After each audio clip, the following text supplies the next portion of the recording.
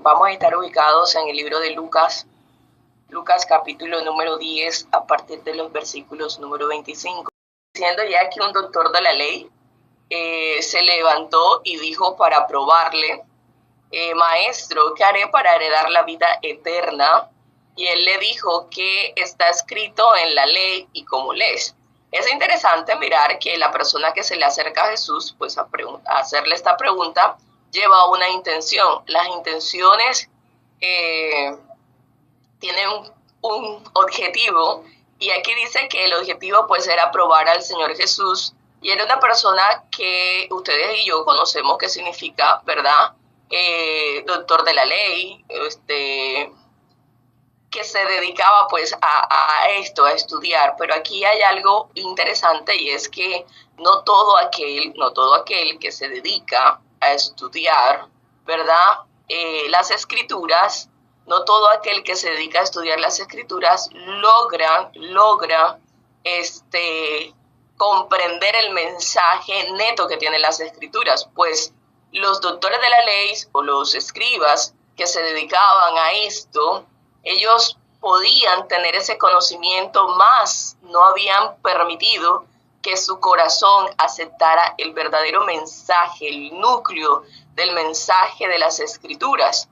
Ahora, bajo la intención de probar a Jesús, como mirar a ver qué es lo que nos dice, le hace una pregunta interesante, porque sabe que la pregunta ya está resuelta en las escrituras, y si este hombre es un doctor de la ley, pues ya tenía que tener claro el conocimiento por el cual usted y yo heredamos la vida eterna, recibimos la vida eterna.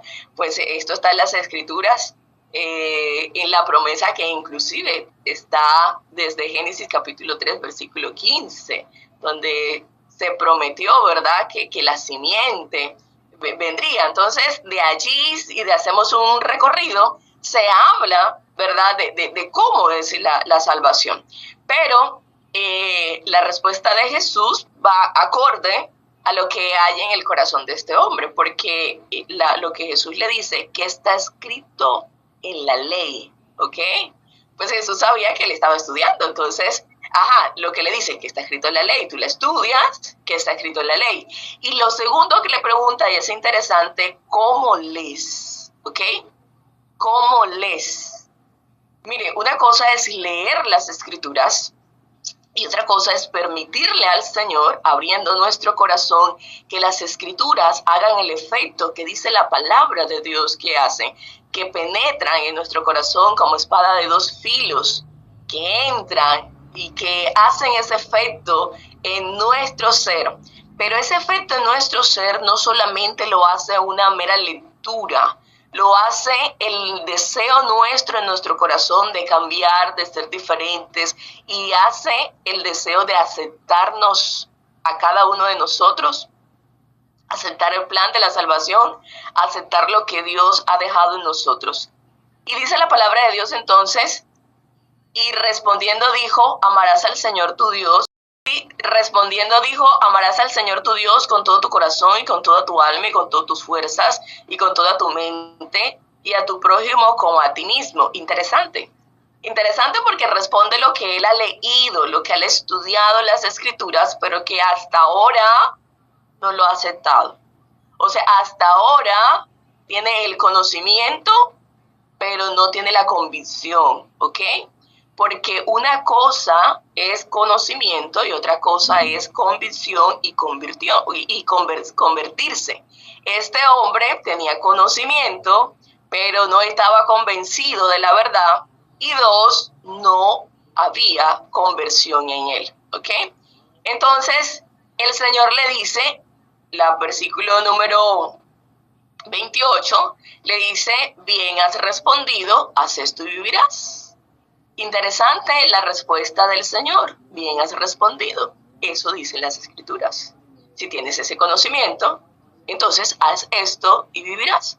Pero aquí dice el versículo 29, pero él queriendo justificarse, y esto es bastante peligroso, ¿no? Porque muchas veces con ese alto conocimiento de las escrituras queremos de una u otra manera, colocarlo por encima de todo para defender nuestra posición.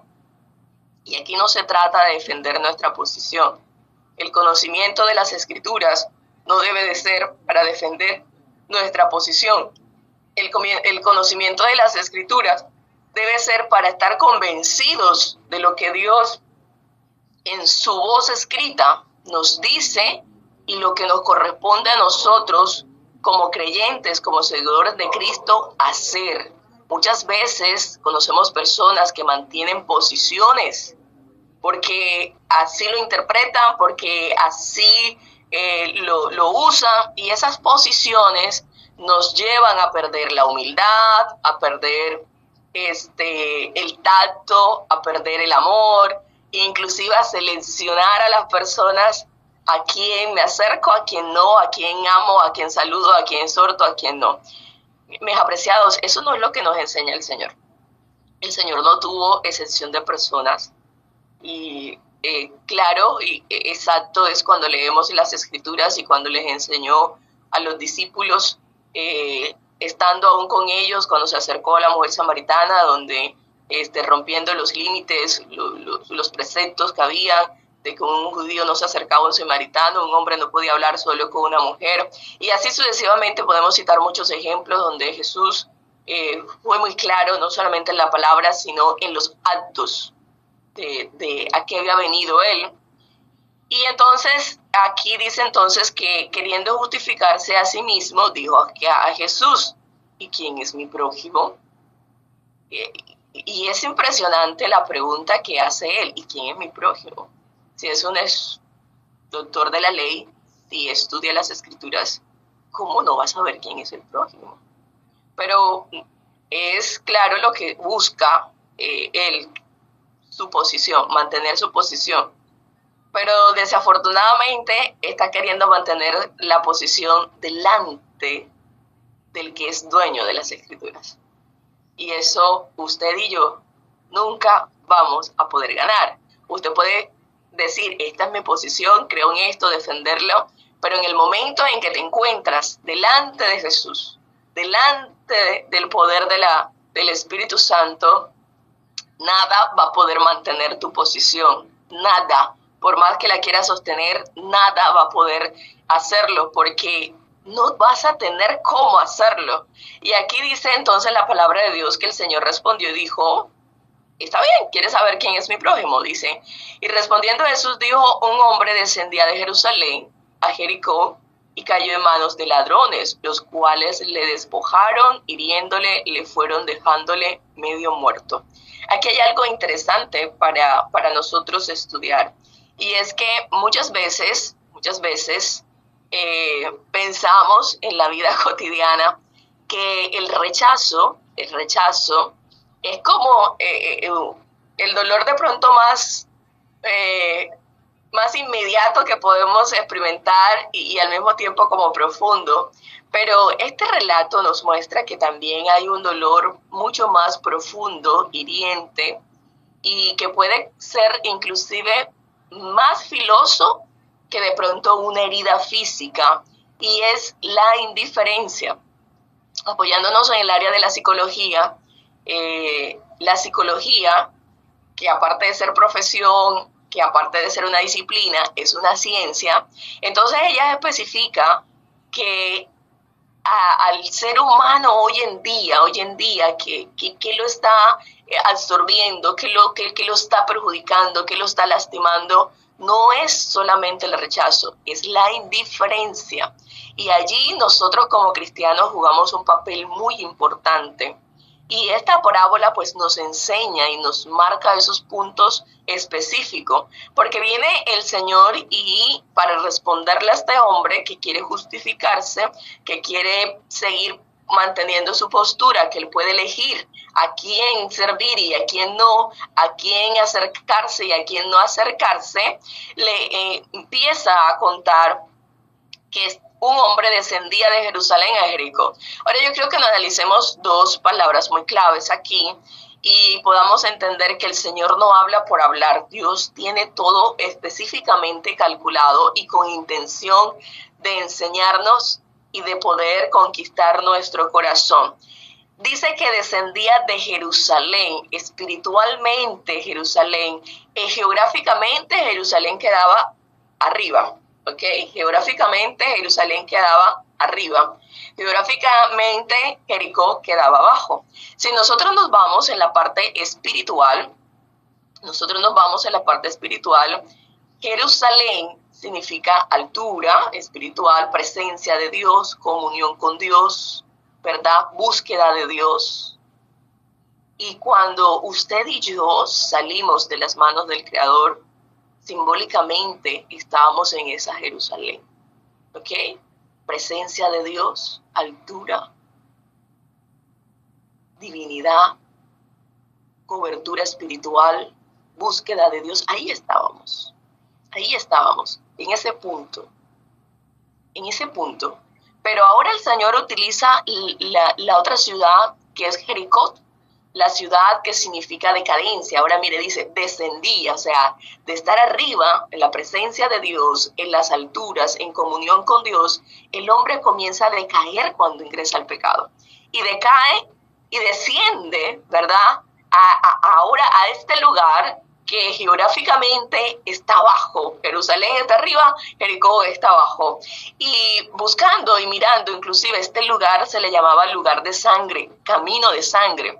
Y se le llamaba camino de sangre porque precisamente esta ciudad que fue destruida había quedado cuevas, ¿verdad? Y los escombros eran como... esas ruinas y esos escombros eran como el lugar adecuado para que los malhechores, para que los ladrones se escondieran. Y cuando las personas que venían de Jerusalén, o sea, que venían del templo, de la presencia de Dios, que venían de ahí, de adorar, de mirar, pasaban por allí, pues muchos de ellos eran atacados, ¿verdad? Por esos ladrones, por esos malhechores, y eran despojados de sus cosas. Muchos eran heridos. Y muchas personas ahí perdieron pues la vida. Entonces, ese lugar era un lugar peligroso.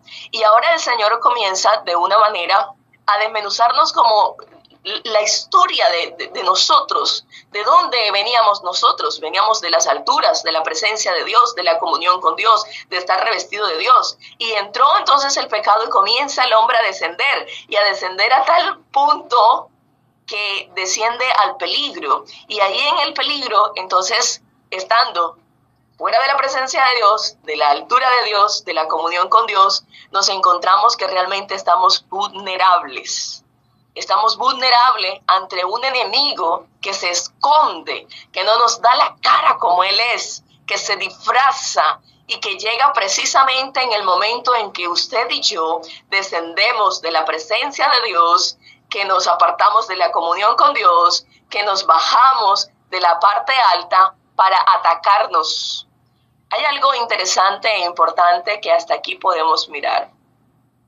Cuando usted y yo decidimos descender de lo alto, el enemigo no decide pararse. Ay, porque ella hoy no oró. Ay, porque ella hoy no fue a la iglesia. Ay, porque ella hoy no leyó las escrituras. Ay, porque ella hoy no meditó. No. Está vulnerable. Porque hoy no pidió la presencia del Espíritu Santo, que hay que pedirla todos los días. Está vulnerable. No, el enemigo no dice eso.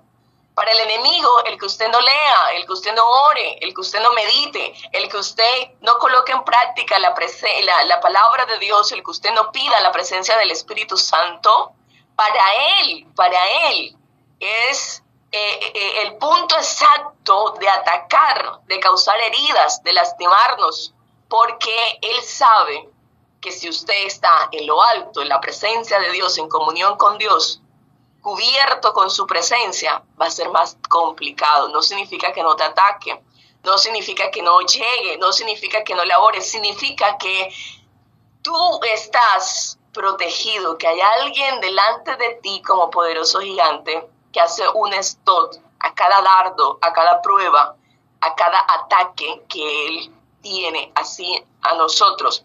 Entonces, miren cómo el Señor tiene un orden tan lindo de Jerusalén a Jericó, ruinas, cómo entonces llegan los malhechores, y vamos a leer, y dice, y aconteció que descendió, bueno, dice acá, a Jericó y cayó en manos de ladrones. Apreciados, los ladrones representan aquí el enemigo que nosotros tenemos, el peligro con que constantemente estamos acechados, los cuales le despojaron e hiriéndole le fueron dejando medio muerto. Cuando salimos de las manos del Creador, nosotros salimos bendecidos, nosotros salimos recubiertos de la presencia de Dios. Adán y Eva no tenían necesidad de usar vestidos, ¿verdad? La gloria de Dios los cubría, pero vemos que cuando descendieron, porque entró el pecado, fueron despojados de su identidad, despojados de la gloria que el Señor les había cubierto, despojados de la gracia que Dios tenía en ellos, y despojados de todo aquello que el Señor había hecho y había dado a ellos. ¿Qué hace el enemigo con nosotros? El enemigo con nosotros nos hace eso, despojarnos de la gracia de Dios, despojarnos de lo que Dios coloca en nosotros. Eso es lo que Dios, el Señor quiere. El enemigo quiere cuando usted y yo nos apartamos, nos alejamos de estar allá arriba en Jerusalén y comenzamos a descender, el enemigo nos va a despojar. Y constantemente quiere despojarnos de la verdad, quiere despojarnos de la comunión con Dios, quiere despojarnos del poder de Dios en nosotros. Y cuando eso sucede, usted y yo no vamos a ser igual.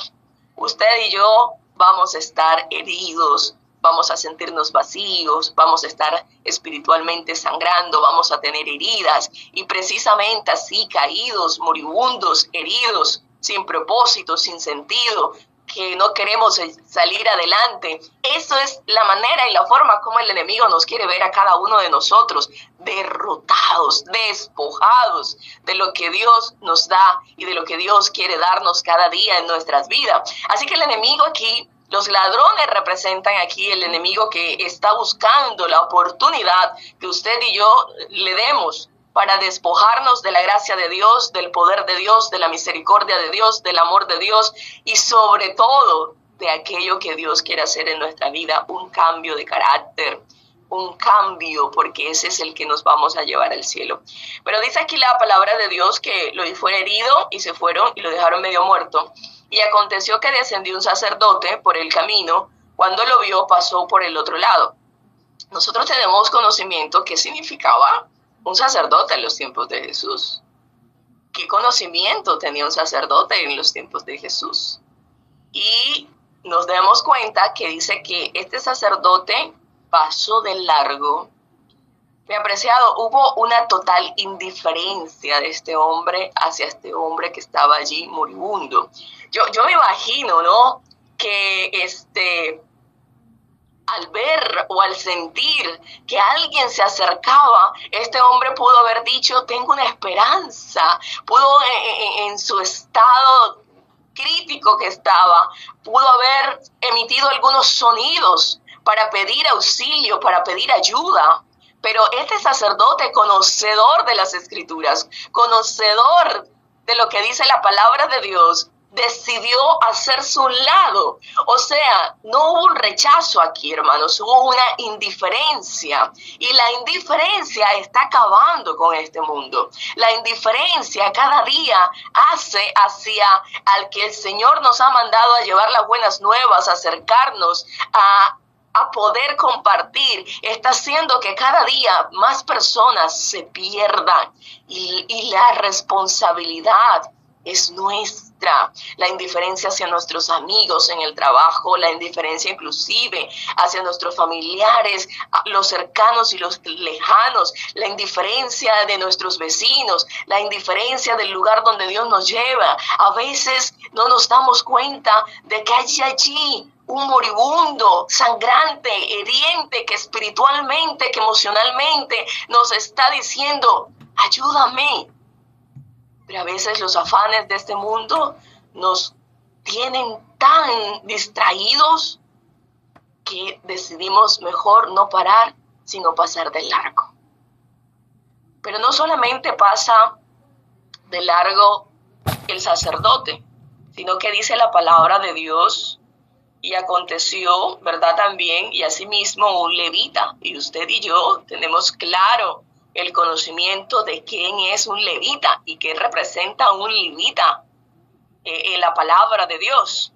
Y también este hombre, dice, cuando llegó cerca de aquel lugar, lo vio, pasó por el otro lado. También hubo de parte de él una indiferencia. No me interesa lo que tú estás pasando, no me interesa lo que tú estás sufriendo, no me interesa tu gemir, no me interesa tu dolor. No es un rechazo, fue una indiferencia.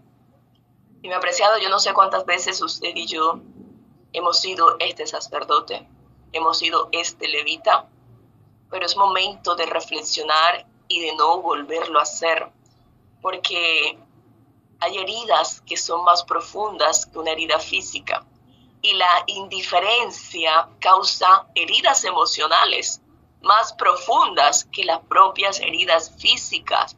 Así que este hombre ahora no solamente estaba lastimado por las heridas que le habían causado estos malhechores, no estaba dolido por lo que le habían despojado, sino que ahora se le sumaba un dolor que partía su corazón de saber que habían pasado dos personas que le podían ayudar y que precisamente este hombre podía identificar porque el sacerdote y los levitas tenían vestiduras que los identificaban. Interesante, mis apreciados, porque usted y yo como cristianos, los demás nos deben identificar. Las demás personas deben identificarnos. Ahora, en esa identificación, él ve una total indiferencia que no debía haber estado, que no debía haber pasado en dos conocedores de la palabra de Dios, en dos conocedores del amor de Dios, en dos conocedores de los mandamientos de Dios. Pero así sucede. Y así está sucediendo hoy en día con nosotros, en nuestras iglesias, con muchas personas conocedoras de la palabra de Dios, pero que aún les ha faltado dejar que la palabra de Dios haga estragos en el corazón y nos transforme de tal manera que podamos ser realmente semejantes a Jesús. ¿Qué sucede? Dice la palabra de Dios que el versículo 33 dice, pero un samaritano que iba de camino, vino donde él estaba y cuando lo vio tuvo compasión de él. Oye, qué cosa más linda. ¿A quién usted le recuerda lo que hizo el samaritano? ¿Quién podría hacer esta misión? ¿Quién podría representar a este samaritano? Porque, mis apreciados, el levita y el sacerdote representan la religión vacía, la religión de simplemente conocimiento, no de convicción, no de convertimiento de corazón. ¿Quién podría representar, qué podría representar el samaritano aquí en la parte espiritual? Pero un samaritano que iba de camino, vino a donde él estaba y cuando lo vio tuvo compasión de él. ¿Quién tiene compasión de nosotros? ¿Quién es el que se acerca sin importar cómo tú estás? ¿En qué condición estás? Sin importar qué herida tienes, sin importar en qué estado te encuentras. ¿Quién es el que se acerca y tiene compasión de ti? Cristo Jesús. Cristo Jesús. Uno de los ejemplos, ¿verdad?, que representa la parábola del hijo pródigo, quien el Padre representa a nuestro Dios. El hijo se acerca un poco, pero el Señor no deja, o sea, Dios no deja, el Padre no deja que llegue completamente hacia donde está, sino que cuando lo ve, sale corriendo, se le echa al cuello, lo abraza. ¿Y en qué condiciones estaba este hijo? En las peores condiciones. Había defraudado a su padre, se había ido, había gastado todo, estaba maloliente, tenía vestiduras sucias, pero el padre no le importa esa condición. Él se acerca. Dios no rechaza a nadie. Jesús está allí mirándonos. Y nosotros alguna vez vimos este hombre tirado en el camino, que Jesús llegó, tocó la puerta de nuestro corazón, se acercó, miró cómo estábamos, pero no nos dejó allí, no fue indiferente ni a nuestro dolor, ni a nuestro pasado, ni a nuestras heridas, ni a la condición pecaminosa en que estábamos, ni cómo nos sentíamos perdidos, desamparados. Él no fue ajeno a esto.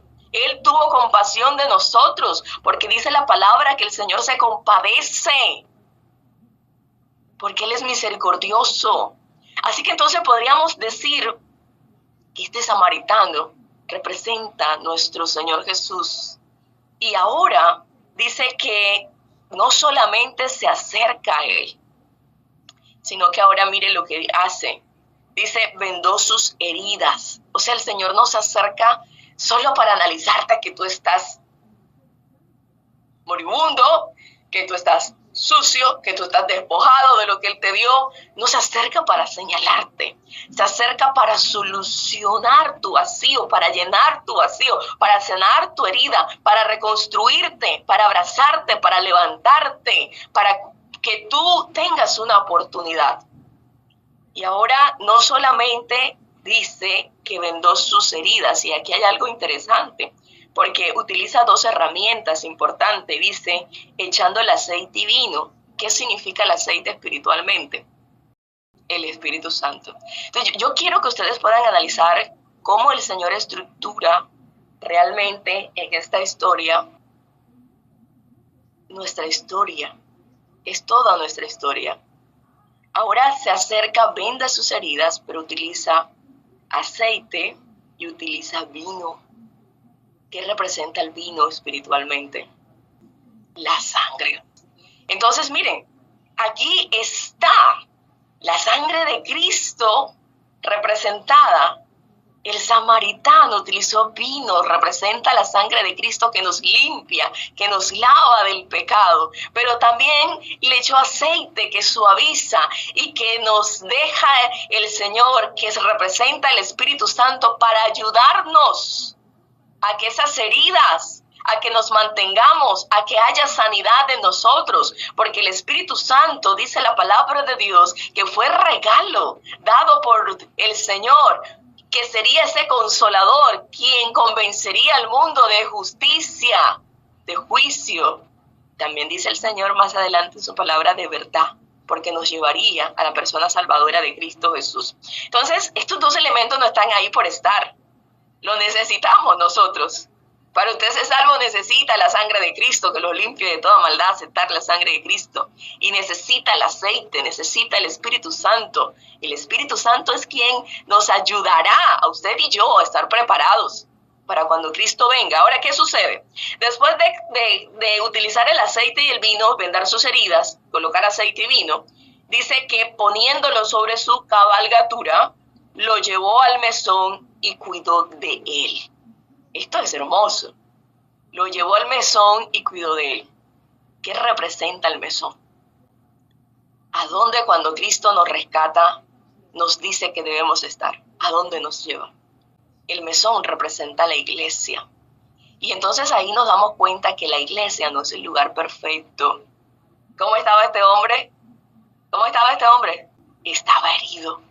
Ya el Señor lo había rescatado, el Señor lo había ayudado, el Señor le había vendado las heridas, el Señor había derramado vino que limpia. El vino lo utilizaban para purificar también, que limpia, que purifica, que desinfecta, y le había dado aceite que suaviza, ¿verdad? Que con el aceite el Espíritu Santo consuela, ¿verdad? Ahí estaba allí. Ok, ahora lo lleva al mesón. O sea que el mesón, que es representa a la iglesia, no es el lugar perfecto. Allí van los heridos, los que se han dejado rescatar por el Señor, donde el buen samaritano ha llegado, ha visto la herida, ha visto la indiferencia, ha visto el dolor, ha visto el sufrimiento y le ha dicho: hijo mío, estoy aquí para levantarte, para curarte, para vendarte, pero te voy a llevar a un lugar donde tu proceso va a seguir hasta que estés bien. ¿Y a quién se va a encontrar ese herido en la iglesia? ¿A quién debe encontrarse? Me ha apreciado, la palabra de Dios dice, está conmigo, y dice: y poniéndolo sobre su cabalgatura, lo llevó al mesón y cuidó de él. Y otro día, al partir, sacó 2 denarios. Sacó 2 denarios. Esto es tremendo. Porque ¿qué significarán esos denarios? ¿Qué significarán esos denarios? El costo, la muerte de Cristo Jesús. Y aquí enlazamos la cruz de Cristo. Jesús ya pagó por nosotros. Jesús pagó. Derramó su sangre por ti, por una humanidad que se pierde cada día. Inclusive por nuestros familiares que están alrededor nuestro, por los vecinos. A veces queremos viajar lejos, teniendo tantas cosas que hacer tan cerca. Pero la indiferencia hacia lo que tenemos cerca está acabando con la humanidad. Y muchos de nuestros familiares se están perdiendo por esa indiferencia nuestra. Ahora dice la palabra de Dios que saca 2 denarios. Y dijo, cuídamelo, ahora 2 denarios, y lo dio al mesonero. Y aquí entonces aparece un personaje muy poco explorado, el mesonero. ¿Y quién representa al mesonero? El mesonero somos nosotros, mis apreciados. Y yo quiero decirte que un día no fuimos mesoneros.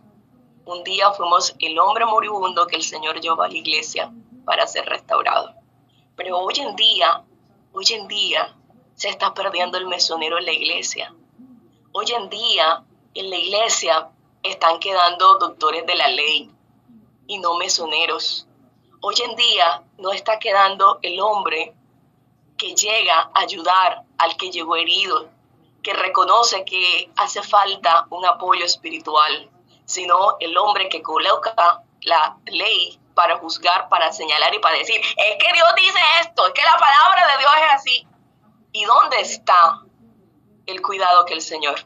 Aquí hay algo interesante. El Señor le dice y le dijo, cuida de él. En otras palabras le está diciendo, cuídamelo. O sea, si yo te rescaté a ti, si yo te ayudé a ti, si yo también te traje un mesón, si alguien te ayudó a que tus heridas sanaran, si te dejé el Espíritu Santo, si derramé mi sangre por ti, y ahora tú estás recuperado, ahora tus heridas han sanado, ahora tú estás bien, entonces al que yo te traigo ahora, cuídamelo. Pero aquí hay algo todavía más interesante, porque dice la palabra de Dios, y todo lo que gastes de más cuando yo vuelva. ¿Quién va a volver? ¿Estamos entendiendo? Dios no cuenta historia por contarlas. Dios todo tiene una intención espiritual. Mi apreciado, en esta maravillosa historia se revela todo, el plan de la salvación, y se revela toda nuestra historia de la humanidad. Desde la presencia del Señor Jesús, desde que el Señor nos hizo, desde donde estaba el ser humano, su caída, lo que hizo el enemigo, ¿verdad? Lo que hace el hombre, hasta la venida de Cristo Jesús. Y cuando yo vuelva, esto es interesante, y cuando yo vuelva, todo lo que gastes de más, te lo pagaré. Tremendo. Proverbios dice que el que le da al pobre le presta a Dios. Tremendo. ¿Ah?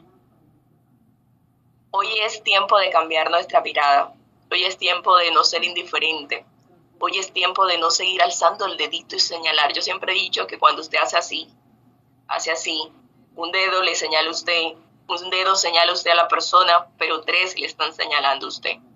3 están diciendo, mírate tú, antes de que de ahora en adelante usted cuando vaya a la iglesia pueda mirar a todas las personas que están ahí, sobre todo los hermanitos que están recién llegados, de una manera distinta.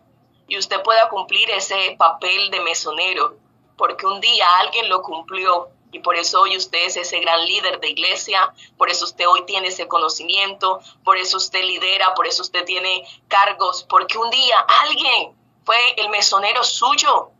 Hoy usted necesita ser el mesonero de la persona que va llegando a la iglesia, del necesitado, del débil espiritual, del que está medio cojo, porque el Señor lo llevó allí, porque todavía tiene heridas que sanar. Y usted juega un papel muy importante. Que el Señor nos bendiga.